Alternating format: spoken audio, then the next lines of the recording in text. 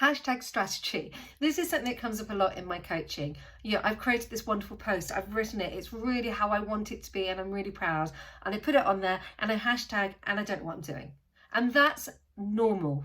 It is totally normal to look at all these hashtags and go, do I do hashtag life? Well, hashtag life is probably a very popular one. So if you did hashtag life and it has 1 million followers, what you'll probably find is you've put your content up there and within seconds somebody else has hashtag life, and then your content is going further and further and further and further down the stream. So what I always suggest, and I do this on platform, is you go to exactly the search engine, the search box on the platform. LinkedIn have one, Twitter will allow you to look for trending hashtags as well. If you go into Instagram, there's a little box, the same with Facebook. You can go into these and you can use the hashtag and you can search, and by searching you can see how popular that hashtag is. Now you can go to a company and you can get the most popular hashtags, but for instance hashtag leadership is really popular, and again your content is going to go down.